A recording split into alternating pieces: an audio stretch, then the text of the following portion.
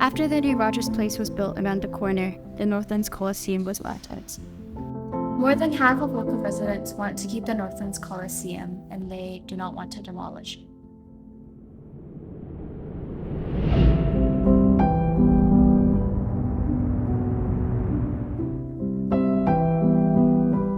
The existing structure has about 50 million kilograms of embodied carbon. It's a significant amount.